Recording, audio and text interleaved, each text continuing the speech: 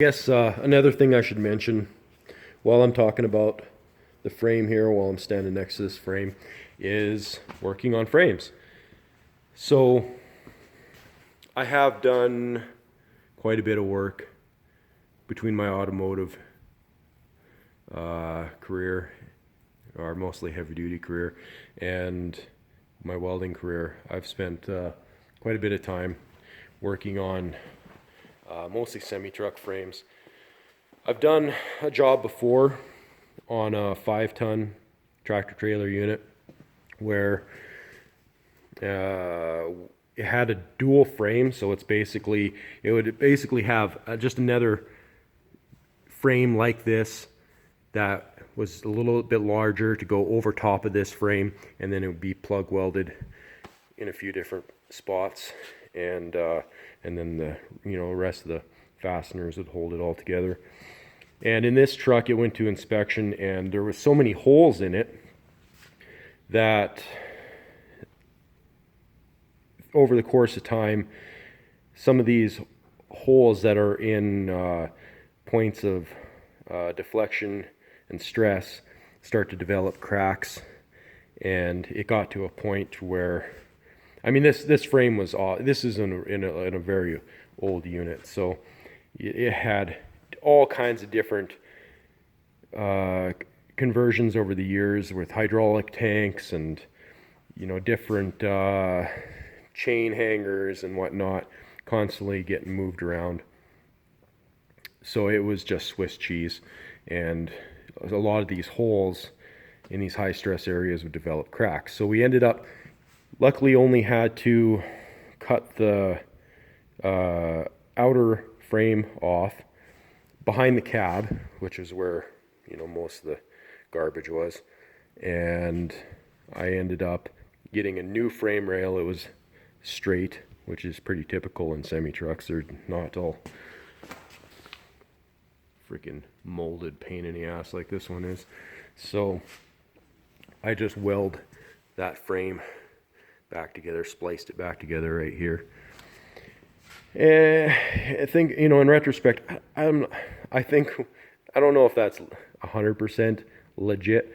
It could have been because of the inspection shop we went to was kind of friendly, that was able to pass. But one of the things, well, the reason I question it is because you never weld the top of your frame here, and in fact, you really want to try to avoid drilling holes in the top and bottom of your frame rail as much as possible. I'm going to, but I'm trying to keep that to a minimum. That's why in these blocks here, I only put one bolt for each point, and I'm going to put 2 bolts in this one and 1 in the back here, and then I'm going to try to do plates. I'm going to do plates that are going to come down the side here, and most of my bolting is going to be in the sides, which it should be. You never, ever, ever, ever weld across the top of this frame, because that's where most of the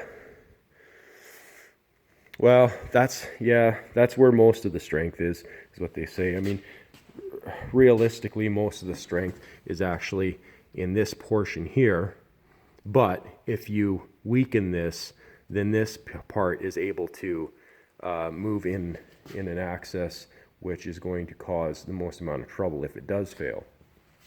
And then there's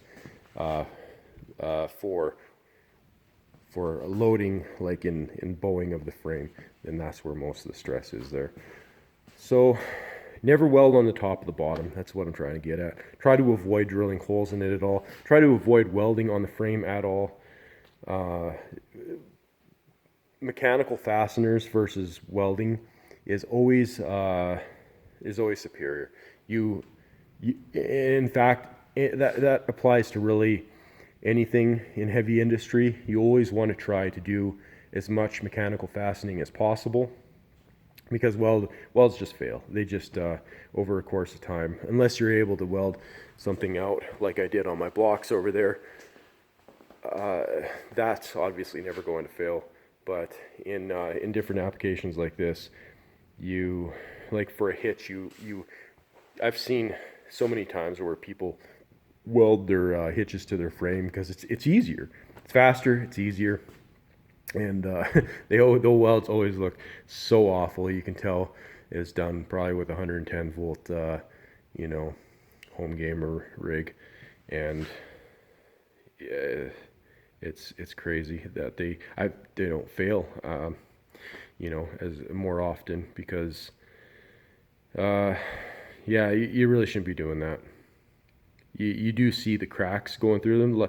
I think what ends up happening is the trucks usually are older trucks, and the motors usually go in them or whatever before they ever get to a point of failure. But they will fail. So always try to use your bolting fasteners.